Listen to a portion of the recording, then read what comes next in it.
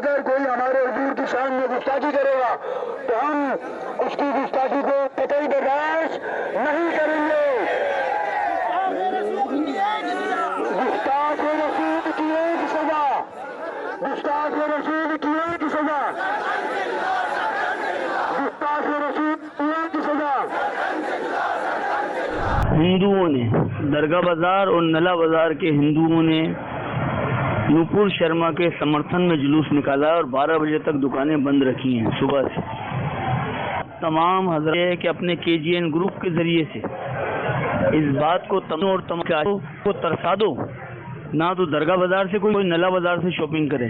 आपके लिए ज़ायरीनों के जरिए ही कमाते हैं। इतनी हिम्मत हो, हम लोगों के सामने ही दुकानें बंद कर रहे हैं और नूपुर शर्मा का समर्थन कर रहे हैं। तो जितने भी आज इस बात को आगे से आगे हर जगह बोलो, हर ग्रुप में डालो, ताकि लोग एक करें और ये तरस जाएं।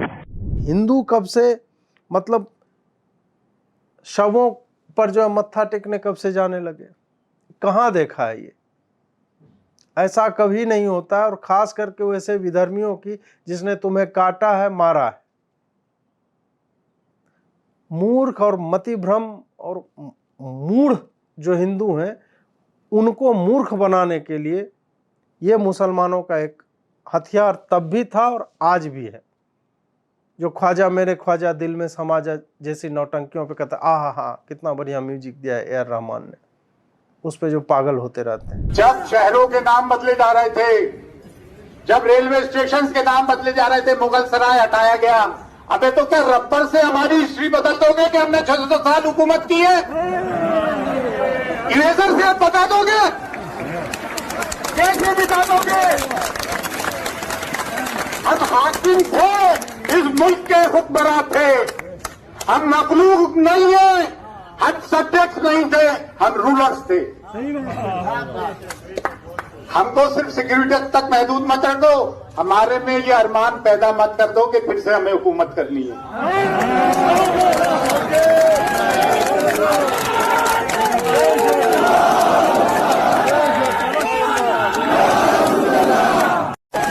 ये हमसे लड़ेंगे, हमसे वतनपरस्ती की बात मानेंगे, ये ख्वाजा मोइनुद्दीन चिश्ती आराम फरमा रहे हैं, या तुम नतमस्तक होने आते हो। नमस्कार, मैं अजीत और आप देख रहे हैं डू पॉलिटिक्स। आपने कुछ वीडियोस देखे अजमेर दरगाह जहां हिंदू जो है 90% की संख्या में जाते हैं, उसकी सच्चाई जो है इन खादिमों के मुंह से निकल रही है कि इन्होंने किस तरह से न सिर्फ सरतन से जुदा के नारे लगाए, वो तो बहुत नॉर्मल हो गया अब इस देश में।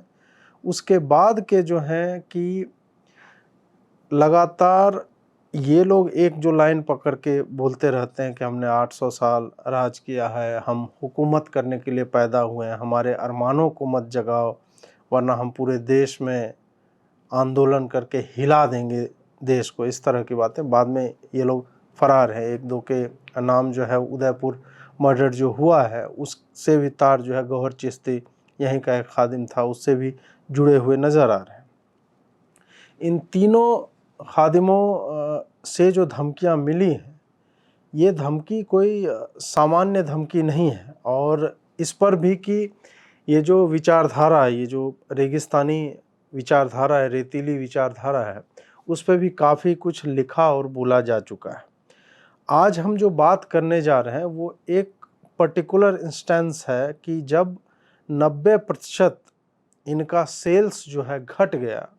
अजमेर दरगाह के इन अराउंड जितने भी दुकानें हैं और जो भी प्रतिष्ठान हैं, व्यावसायिक होटल हो गया, रेस्टोरेंट हो गया या बाकी चीज़ें हो गई, उनका पिछले शुक्रवार को वो घट गया 90% तक। और पता नहीं आगे, अब वैसे हिंदुओं को भूलने की आदत है तो हो सकता है एक ही सप्ताह में वो रिवर्स भी हो जाए, लेकिन अभी मान के चल रहे हैं अभी जो हुआ है। उसके बाद क्या हुआ कि एक ऑडियो क्लिप में वहीं का एक खादिम था, उसने हिंदू दुकानदारों के जिन्होंने कन्हैया लाल जो थे उनके हत्या के विरोध में शटर्स गिराए, दुकान नहीं खोला, उसके विरोध में उसने धमकी दी कि हिंदुओं का इकोनॉमिक बॉयकॉट हो, आर्थिक बहिष्कार हो। शरिया कोर्ट ऑफ इंडिया को भी इस पे मतलब कुछ नहीं देखेगा कि डिस्क्रिमिनेशन हो रहा है या इस तरह की बातें जो असंवैधानिक हैं, अवैध हैं, जो भी है। तो ये लोग खुल्लम खुल्ला हिंदुओं को धमकी दे रहे हैं कि उनके यहाँ जो है मुसलमान ना जाए और हम देखते हैं कि ये कैसे व्यापार कर सकते हैं, इस तरह की थ्रेट्स दी हैं। अब अजमेर जो दरगाह है वहाँ पे 90% जो गिरावट आई है इनके व्यवसाय में, वो क्या टेम्पररी है या परमानेंट है? मुझसे अगर पूछा जाए तो मुझे जो हिंदुओं की आदत रही है, ये अफ़गान जलेबी, मासूक फरेबी टाइप के जो सूफ़ी गाने होते हैं, उसको सुनने के बाद ख्वाजा जी के पास तेरी चुगली करूँगा, ये सब ख्वाजा वजा रहता है, सूफ़ी ही हो गया ना। तो ये सब के बाद जो है हिंदू फिर जो है माथे पे वो टोकरा टोकरी लेके वहाँ जाना आरंभ कर देगा। इसमें मुझे नहीं लगता है कि कोई संदेह है, और ये मुझे लग रहा है टेम्पररी ही है। टेम्पररी इसलिए भी मुझे लग रहा है क्योंकि हो सकता है कि अभी जो माहौल है इस कारण से ये इस तरह का रहा हो। अगर ऐसा ही चलता रहा, एक दो और ऐसी घटनाएं आ गई, तो लंबे अंतराल में मुझे लगता है कि इनका बिजनेस जो है धीरे धीरे गिरेगा, और वो ठप तो शायद कभी नहीं होगा, क्योंकि हमेशा ऐसे मूर्ख हिंदुओं की भरमार रहेगी जो ऐसी जगहों पे जाएंगे जिसका न तो उन्हें इतिहास पता है, वो किस व्यक्ति की लाश वहाँ पे दबी हुई है, वो क्या था, कुछ नहीं पता है। किसी भी तरह के इतिहास बोध से एकदम अनभिज्ञ है ये जनता, और ये दोबारा वहाँ पे जाएगी। अभी क्या है, वही थोड़ा मारकाट हो गया, थोड़ी बातचीत हो रही है, तो लग रहा होगा कि माहौल खराब है इसलिए हम ना जाए। माहौल भी खराब मतलब अपने लोग हमारे मरे हैं, फिर भी ये लोग जो हैं वो माहौल खराब ओवरऑल माहौल को देख रहे हैं। ये जो हिंदू हैं, ये जो धिम्मी हिंदू होते हैं, उनके बारे में मैं बोल रहा हूँ। तो ये लोग सोच रहे हैं कि नहीं अभी मार काट हो गया, वो ये नहीं जानते कि हिंदू को काटा गया है और हिंदुओं के खिलाफ यहाँ के खादिम इस तरह के स्टेटमेंट्स दे रहे हैं। तो उनको लेके नहीं, इनको ओवरऑल माहौल खराब है इसलिए हम नहीं जाएंगे। जैसे कि मान लीजिए कहीं दंगा हो गया तो दोनों तरफ के लोग इन्वॉल्व होते हैं, तो वहाँ पे कोई जाना नहीं चाहता। तो धिम्मी हिंदू जो है इस एटीट्यूड के कारण नहीं जा पा रहा है। अब ये 90% जो गिरावट आई है उसमें कितने प्रतिशत धिम्मी है, कितने अनभिज्ञ थे, कितनों को ज्ञान हो गया, ये हम नहीं जानते। लेकिन आप मान कर चलिए कि ये जो है फिर से फलने फूलने लगेगा वहाँ पे पूरा व्यवसाय। अब इतिहास जो नहीं जानते हैं उनके लिए थोड़ा सा मैं अजमेर शरीफ की बात कर लेता हूँ कि ये जिसकी दरगाह है वो था कौन, और कैसे उसे बॉलीवुड के नचनिया गैंग ने और ये सब जो कट्टर हैं, कट्टरपंथी एक तरह से विचारधारा के लोग हैं, और उन्होंने कैसे ये सूफी गाने वाने बना बना के इन लोगों को आइकॉनिफाई किया और इन्हें इतना बड़ा पद दे दिया है जैसे वो बहुत बड़े संत थे कि क्या थे। ये आदमी जिसकी ये दरगाह, ऐसे लोगों को सूफी संत कहा गया। हमारे जो मति भ्रम के शिकार रहे, हमारी सत्ताएं जो रही हैं और उसके इतिहासकार जो चाटुकार लोग रहे, उन्होंने इसे सूफी संत कहा है। ये लोग गौरी गजनी इस तरह के अटैकर्स के साथ आते थे, और ये एक तरह का आप कह सकते हैं कि सॉफ्ट साइड दिखाते थे कि हम ऐसे हैं, और वो भी अब दिख रहा है। उस टाइम पे तो खुल्लम खुल्ला था। वहीं पे आना सागर झील है जहाँ पे जो हिंदुओं का एक प्रमुख तीर्थ है, वो पृथ्वीराज चौहान के पिताजी ने बनवाया था, और वहाँ पे ये लोग हर दिन एक गाय काटते थे और मंदिर में बैठ के उसी गाय का मांस खाते थे। हजारों काफिरों की हत्या हुई है, नरसंहार मतलब समूहों में नरसंहार किए गए हैं। ऐसे लोगों की आप पूजा करने जा रहे हैं, ऐसे लोगों के लिए आप फूल और चादर और पता नहीं क्या क्या दबाते रहते हैं। मुझे 1% ऐसे लोगों से, और जो भी ऐसे जाते हैं उनसे किसी भी तरह का मैं बिल्कुल कोई सम्मान का एक धागा नहीं है मेरे पास उनके लिए, कुछ नहीं है। जिन्हें पता नहीं है तो पता कम से कम कर लो कि कहाँ जा रहे हो। और हिंदू कब से मतलब शवों पर जो है मत्था टेकने कब से जाने लगे, कहाँ देखा है ये? ऐसा कभी नहीं होता है, और खास करके वैसे विधर्मियों की जिसने तुम्हें काटा है, मारा है। मूर्ख और मति भ्रम और मूढ़ जो हिंदू हैं उनको मूर्ख बनाने के लिए ये मुसलमानों का एक हथियार तब भी था और आज भी है। जो ख्वाजा मेरे ख्वाजा दिल में समा जा जैसी नौटंकियों पे कहता है, हा कितना बढ़िया म्यूजिक दिया है ए.आर. रहमान ने, उस पे जो पागल होते रहते हैं। मैं भी एक समय में था जब मैं अनभिज्ञ था, लेकिन समय के साथ साथ आदमी पढ़ता है, देखता है, जानता है और उसके बाद उसे बोध होता है कि वो पीछे क्या कर रहा था। तो आपकी भी ये आपका उत्तरदायित्व है कि आप जब इन बातों को जाने तो इसे आगे बढ़ाएं और उन लोगों को सचेत करें, उन लोगों को जागरूक करें जिन्हें पता नहीं है कि वो कहाँ जा रहे हैं और क्या करने के लिए जा रहे हैं। 1992 में एक वहाँ की लोकल मैगजीन थी अजमेर की, उसने उसी समाचार पत्र में जो है एक रेप स्कैंडल का पर्दाफाश हुआ, जो भारत का अभी तक का सबसे बड़ा केस माना जाता है, सबसे बड़ा। एक लड़की का रेप होता है वहाँ पे, उसकी तस्वीरें खींची जाती हैं, उसके बाद उसको ब्लैकमेल किया जाता है कि तुम अपनी सहेली को लेके आओ, और उसके बाद फिर उसकी फ़ोटो खींची जाती है, और उसके बाद फिर ये पूरा ये रेप और ब्लैकमेल का सिलसिला चला, और इसमें मतलब घोषित तौर पे 100 से अधिक लड़कियां इसकी शिकार हुई। अजमेर शरीफ दरगाह के खादिमों ने इस कार्य को अंजाम दिया। कई तो अभी भी जिंदा हैं, कई अभी भी उसी दरगाह में रहते हैं जिनका नाम नहीं आया, क्योंकि कई पीड़िताएं ऐसी थी जो सामने नहीं आना चाहती थी। कईयों ने आत्महत्या कर लिया। जहां पे ये फोटो बनवाने जाते थे ये बलात्कारी, वो भी मुसलमान ही था। उसने भी देखा, उसके बाद तस्वीरें आ गई, उसने एक्स्ट्रा कॉपीज बना ली, और वो जो है उन लड़कियों को ब्लैकमेल करने लगा, उनके परिवारों को ब्लैकमेल करने लगा। और ये इतना व्यापक हो चुका था कि इसमें गवर्नमेंट ऑफिशियल्स, सरकारी अधिकारी जो हैं, नेता जो हैं कांग्रेस के, ये 3 जो मेन गुनाहगार थे, वो 3 के 3 वहाँ के खादिम भी थे और यूथ कांग्रेस के लीडर्स भी थे। 30-30 सालों से ये केस चल रहा है, अभी भी पूर्ण न्याय जो है नहीं मिला है। ये जो एक टैबू है कि जो बलात्कार की पीड़िता है उसी पर सारा दोष दे दिया जाता है, और ये सारी बच्चियां संभ्रांत परिवारों से थी, बहुत बड़े बड़े रसूखदार परिवारों से थी, हमारी आपकी बहनें थी, जिनका बलात्कार हुआ सिस्टमिक तरीके से, एक व्यवस्थित तरीके से सब कुछ चल रहा था। और पुलिस ने, जैसा कि अभी उदयपुर माफ़ कीजिएगा अमरावती मामले में कहा कि ये सेंसिटिव मामला है, इसलिए हमने जो है उजागर नहीं किया। पुलिस ने भी उस वक्त जांच इसलिए नहीं की और उसको लगातार डिले किया क्योंकि उनके हिसाब से ये सेंसिटिव मामला था। बाद में जब पब्लिक का बहुत अधिक दबाव पड़ा तब सरकार ने सीबीआई को रिकमेंड किया, और उसके बाद जो है मामला चला, उसमें भी आप न्याय नहीं कर सकते हैं कि हुआ है। यही सत्य है ऐसे लोगों का और इस विचारधारा का जिस पर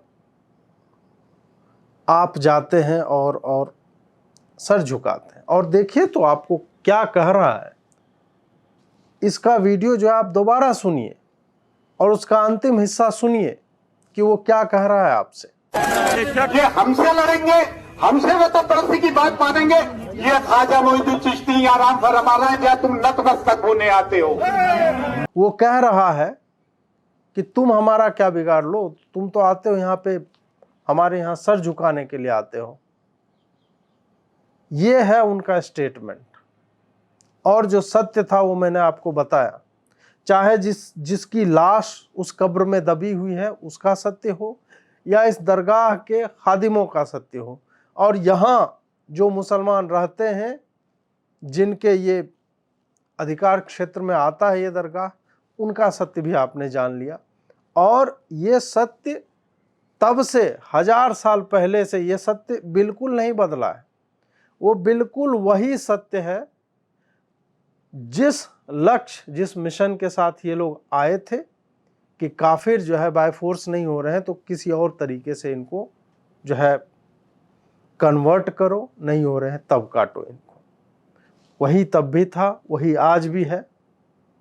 इनके मन में आज तक वो टीस है कि ये गजवाए हिंद नहीं कर पाए, और बहुत ही स्नेह बहुत ही धीमे तरीके से इनका पूरा एजेंडा चल रहा है। लाशें गिर रहे हैं, काफिरों की बेटियों का बलात्कार हो रहा है, और हम और आप जो काफिर हैं वो यहाँ पे सर टिकाने के लिए और चादर चढ़ाने के लिए जाते हैं। इससे बचिए। न सिर्फ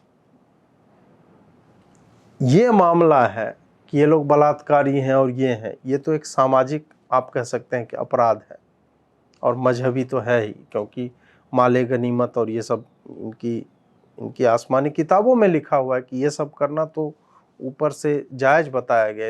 इसमें कोई समस्या नहीं है। रेप कर लो किसी की हत्या कर दो, सब समस्या नहीं है जब तक वो काफिर है। आतंकियों तक को इन्होंने मदद पहुंचाई है। NIA जो है उस एंगल की भी जांच कर रही है कि इनका क्या हाथ है उदयपुर वाले मामले में, क्योंकि गौहर चिश्ती जो है वो उदयपुर की घटना जिस दिन हुई है उससे 1-2 दिन पहले उदयपुर में ही था, और उससे मोहम्मद रियाज मिला भी था, और वो अभी फरार चल रहा है। तो फरार क्यों है? अगर वो सही है, उसने कुछ नहीं किया, तो फरार क्यों है? ये भी एक सोचने का विषय है।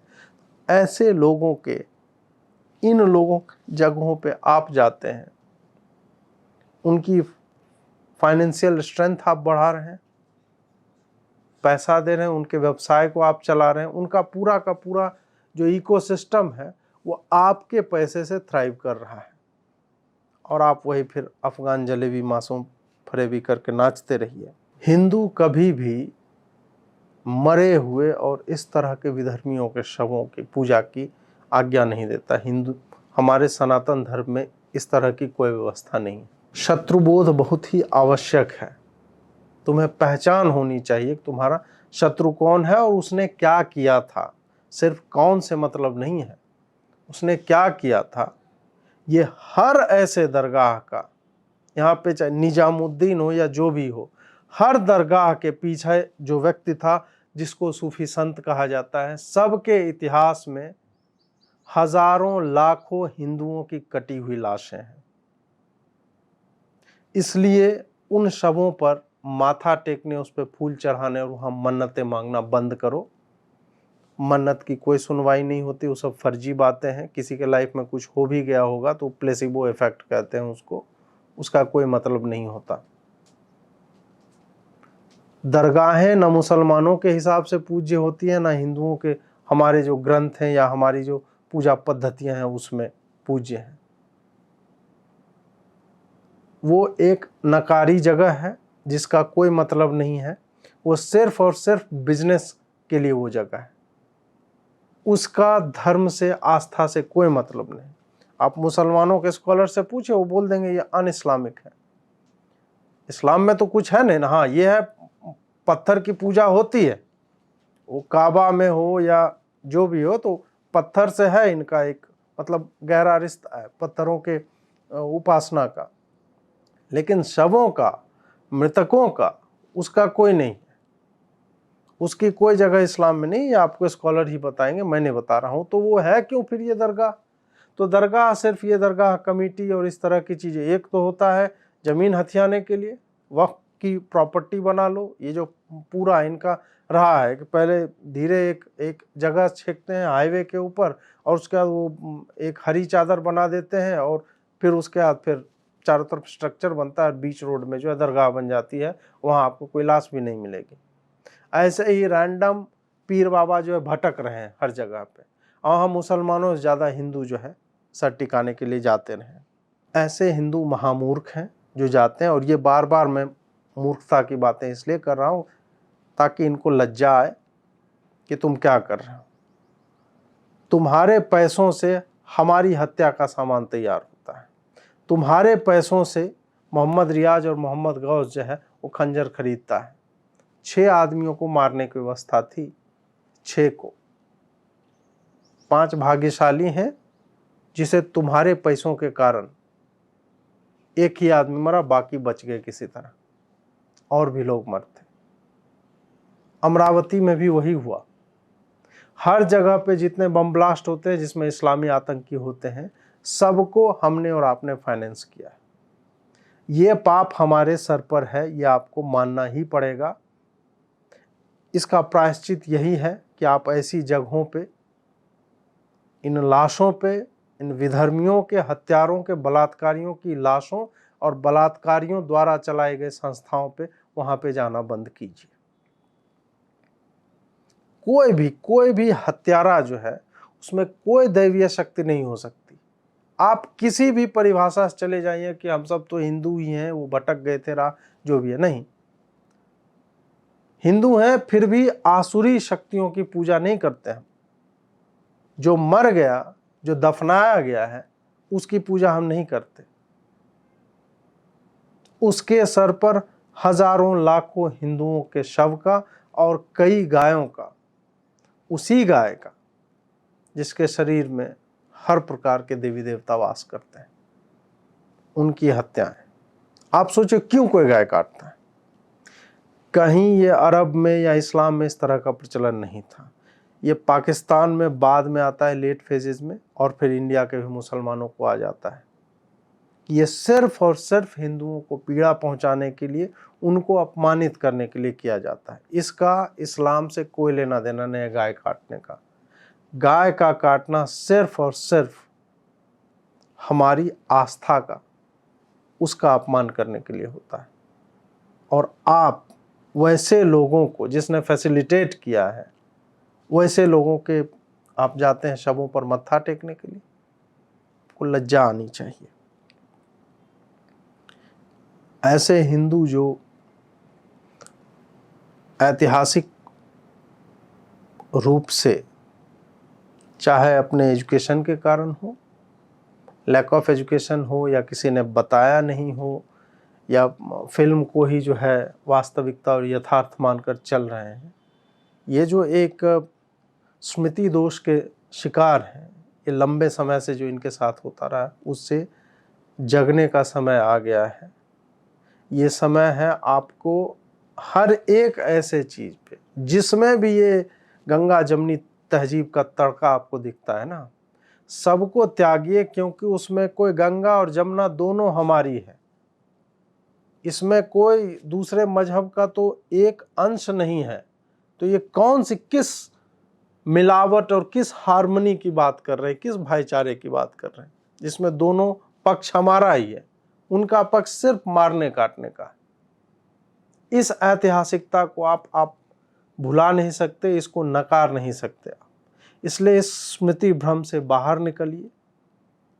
ये जितनी जल्दी आप बाहर निकलेंगे उतना अच्छा होगा। और ये रेपिटेटिव, मैं बार बार आपसे कह रहा हूं कि आप अगर जागरूक हो चुके हैं तो दूसरों को जागरूक कीजिए, उनको बताइए कि ये सारे मामले हैं जहां पे आप मत्था टेकने के लिए जाते हैं।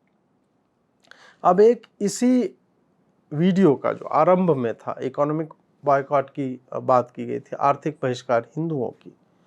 तो हम लोग भी कई बार बात करते हैं आर्थिक बहिष्कार जो है, हमें ऐसे आतंकियों का, बलात्कारियों का, आक्रांताओं के वंशजों का, मतलब वंशज तो है नहीं, मानते हैं कि ये औरंगजेब की ही औलाद हैं सारे, तो ये शहंशाह के ही पोते घूम रहे हैं भारत में, जो भी है, भले इनके बाप जो है, बाप नहीं, जो भी उस तरह से घोड़े की लीद भी साफ करते होंगे वहां पे। आर्थिक बहिष्कार ये क्या करेंगे? आर्थिक बहिष्कार अगर हिंदू जिस दिन से करने लगेगा, तो अजमेर में जो हुआ है 2 दिन के लिए, वो पूरे राष्ट्र में होने लगेगा। वो नहीं करते हैं क्योंकि हमारी प्रकृति जो है वो सर्व समावेशन वाली, कि नहीं, को एग्जिस्ट हम करेंगे, साथ रहेंगे, हमें समस्या नहीं है। वो जो हमारे मतलब गुण सूत्रों में जो उतरा हुआ है, उस तरह की सोच, इस कारण ही ऐसा होता है कि हम 100% कभी कन्विंस नहीं होते कि ऐसा हमें करना चाहिए। हम कहते हैं अरे नहीं यार, हमारा जो है, ये हमारा ये दोस्त ऐसा नहीं है, वो दोस्त ऐसा नहीं है, ठीक है यूसुफ ने कर दिया, नाजिम ने कर दिया, लेकिन हम 30 साल से एक दूसरे को जानते हैं। और हर ऐसी दोस्ती समय आने पर, कोई 5 साल का दोस्त है, कोई 10 साल का दोस्त है, कोई 15 साल का, समय आने पे वो अपनी सच्चाई की छाप छोड़ कर जाता है। इसमें कोई दो राय नहीं है। अमरावती में भी वही हुआ, उदयपुर में भी वही हुआ, फिर भी हम लोग जो है, खैर जो भी है। तो आर्थिक बहिष्कार की बात जब हम करते हैं तो एक तो देखिए कि इन्होंने एक कंप्लीटली एक्सक्लूजनरी है, डिस्क्रिमिनेटरी है हलाल का सिस्टम, जो वैश्विक अर्थव्यवस्था में 3.6 ट्रिलियन बोला जाता है कम से कम, और 7 ट्रिलियन तक बोला जाता है, अलग अलग एस्टिमेट से इसका जो है साइज। सिर्फ अमेरिका और चाइना की जीडीपी जो है इस हलाल के जो है अर्थतंत्र से अधिक है। इतनी बड़ी अर्थव्यवस्था है, और इस पे मैंने एक डिटेल वीडियो किया है, वो मैं यहाँ पे डाल दे रहा हूँ, नीचे डिस्क्रिप्शन में भी लगा दूंगा, तो वो आप देख सकते हैं हलाल तंत्र को अगर आपको समझना है तो। और थोड़ा सा अगर मैं फिर से, जिनको नहीं पता है या पहली बार देख रहे हैं, इस तंत्र में सुनिश्चित किया जाता है, और ये उसी राह पर है कि हलाल जो है कंप्लीट बढ़िया हलाल प्रोडक्ट वो माना जाएगा जो जहाँ से आप कोई चीज़ उगाते हैं, मतलब रॉ मटेरियल से लेके पैकेजिंग और डिलीवरी तक, उसमें मुसलमान ही होना चाहिए। एक तो ये तरीका है जो प्रॉपर हलाल जिसको कहते हैं। दूसरा है कि बाकी लोग जो काफिर हैं उनके अगर बिजनेसेस हैं तो उन्हें ये हलाल सर्टिफिकेशन देते हैं। हलाल सर्टिफिकेशन देंगे तो उनका एक तंत्र होता है, वो जांच करता है कहाँ आपने कितने परसेंटेज अपने एम्प्लॉयज को, मुस्लिमों को रखा है, कौन कहाँ काम करता है। इसका ये हर साल एक फीस लेते हैं, फीस हिंदुओं से लेते हैं, फिर वो ठप्पा लगता है उनके पैकेट पे, और वो ठप्पा, कहने को तो कहा जाता है कि नहीं इस्लामी राष्ट्रों में जो है हलाल बेचने के लिए अनुमति चाहिए, इसलिए पतंजलि भी लेता है, लेकिन क्या वही प्रोडक्ट भारत में उपलब्ध नहीं है? तो आप क्या कर रहे हैं? भारत की अगर हम बात करें तो 14% मुस्लिम आबादी के लिए आप जो है सबको हलाल खिला रहे हैं, और उसके चक्कर में क्या ये गैर मुसलमानों के साथ भेदभावपूर्ण रवैया नहीं है कि उन्हें नौकरी कम मिल रही है? उनके साथ ये खुल्लम खुल्ला भेदभाव हो रहा है, इस पे कोई कुछ कहने वाला नहीं है। सुप्रीम कोर्ट ने हिंदू मंदिरों में मुसलमान दुकानदारों को एक्सेस दिलाने के लिए जो फैसिलिटेट करने की प्रक्रिया की है। आपको याद होगा श्रीशैलम मल्लिकार्जुन टेम्पल वाले मामले में सुप्रीम कोर्ट ने क्या कहा था? सुप्रीम कोर्ट ने कहा था कि आप किसी भी धार्मिक परिसर में आप जो टेंडर निकालते हैं कि यहाँ कौन कौन दुकान लगाएगा, उसमें आप ये नहीं कह सकते हैं कि मुसलमान जो है अप्लाई ना करें। क्या यही सुप्रीम कोर्ट मस्जिदों के पास यह सुनिश्चित करेगा कि हिंदुओं की दुकानें हों? यह सुनिश्चित करेगा कि हिंदुओं को व्यापार भी मिले? आपको पता भी नहीं चलता, क्योंकि उन्हीं दुकानों की श्रृंखला में बीच में मुसलमानों के दुकान है, और उसने वो बोर्ड पे राम जानकी पुष्प भंडार ये लिखा हुआ है। आप उससे खरीदते हैं और आप वही जाके विधर्मी के हाथ का लाया हुआ सामान आप जो है अपने भगवानों पे चढ़ाते हैं। उसकी सैंक्टिटी, उसकी पवित्रता आप सुनिश्चित नहीं कर सकते। वो एक अपने आप में एक तंत्र है कि किस तरह का पुष्प चढ़ेगा, किस तरह का अक्षत चढ़ेगा, और आप नहीं जानते कि उसमें वो थूक रहा है, क्योंकि थूकने की घटनाएं अब सिर्फ रोटी और क्या कहते हैं गोलगप्पे और ये सब में नहीं बची है। कल परसों एक वीडियो आया है कि आयरन कर रहा था मुसलमान और वो थूक रहा था आपके कपड़ों पे, थूक से आयरन कर रहा है। ये कहाँ नहीं थूकते हैं तो आप सुनिश्चित नहीं कर सकते। और जो बचपन से अपने मजहबी स्थलों पे जाके उसे यही पढ़ाया ही गया है कि तुम्हें काफिरों का अपमान कम से कम तो करना ही है, बाकी तुम लव जिहाद करो, रेप जिहाद करो, जो करना है करो, लेकिन अपने लेवल से जितना हो सकता है उसको अशुद्ध करने का उतना तो करो ही।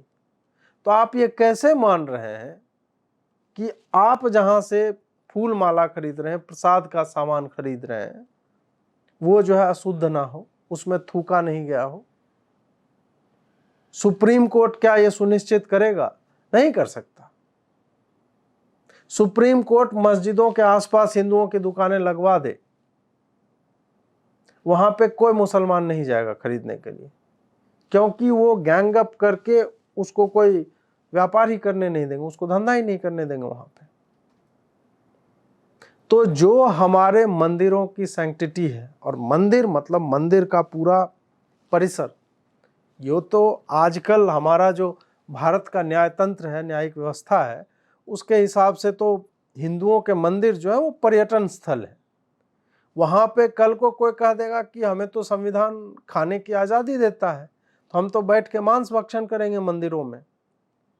मंदिरों का कॉन्सेप्ट जो है क्या है, उससे, उसकी धार्मिकता से न्याय तंत्र को कोई मतलब नहीं है।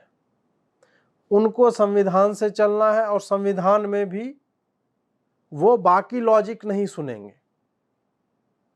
कि एक देवता जो होता है किसी मंदिर का, वो उसका घर होता है पूरा मंदिर परिसर, ये उसका प्रेरोगेटिव है, वो किसको अलाउ करे किसको नहीं। मंदिर पर्यटन स्थल नहीं है। पर्यटन स्थल होना उसका एक हिस्सा मात्र है। जिनको पर्यटन के लिए आना है वो बाहर से देखें और जाएं, वो मंदिर परिसर में प्रवेश ना करें जिनकी आस्था नहीं है। और तो अभी तो एक और आया था, एक और न्याय जो है इनका निर्देश आया था कि आप किसी भी व्यक्ति को, गैर हिंदू को मंदिर घुसने से नहीं रोक सकते, क्योंकि हो सकता है कि उसकी आस्था हो। अब ये आस्था मापने का यंत्र जो है सुप्रीम कोर्ट के यही कॉलेजियम में बैठ के बनाया गया होगा। हर मंदिर को दे दें कि ये जो गैर हिंदू आते हैं उसके कहाँ घुसाया जाए वो यंत्र, जिससे पता चले कि इसकी आस्था राम, कृष्ण, शिव, शंकर किस में है और कितनी है।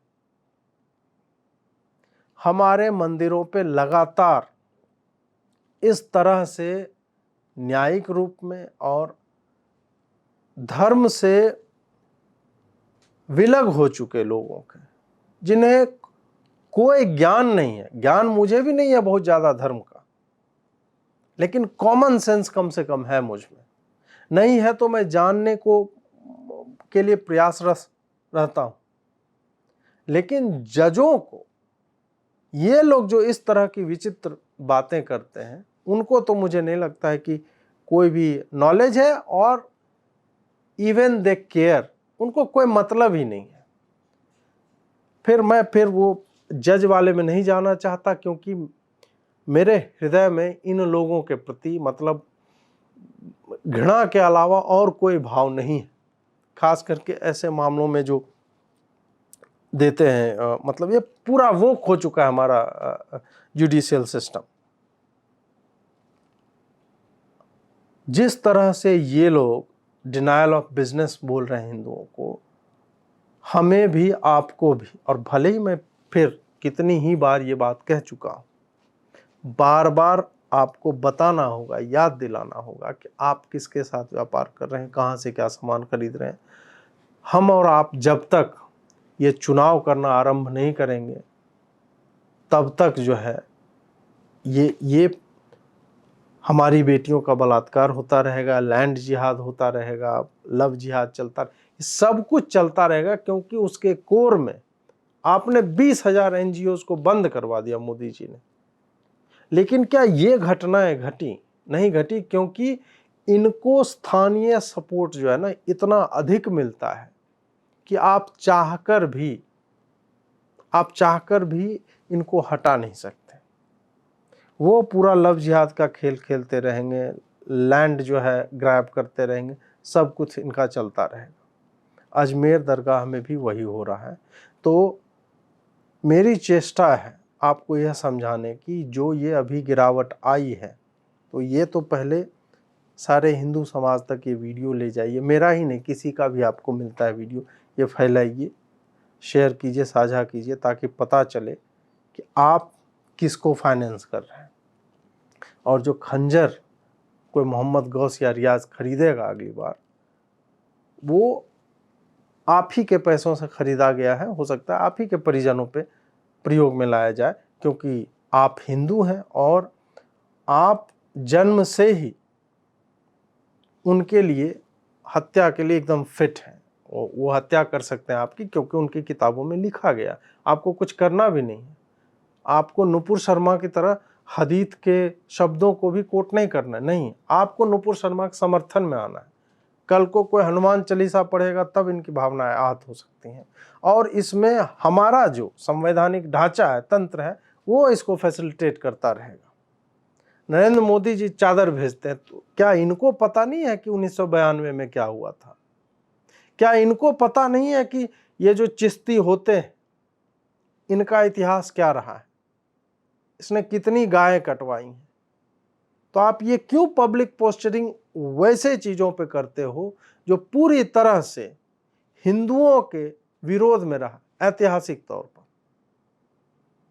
इस पर अपनी जानकारी बढ़ाइए, लोगों की जानकारी बढ़ाइए, इसके बारे में पढ़िए। अजमेर रेप कांड क्या था? विकिपीडिया बहुत कम लिखा हुआ है, लेकिन बाकी लोगों ने लिखा है, उसको जाके पढ़िए, आपका ज्ञानवर्धन होगा। जुड़ने के लिए आभार। लाइक, शेयर और सब्सक्राइब करते रहिए। नमस्कार।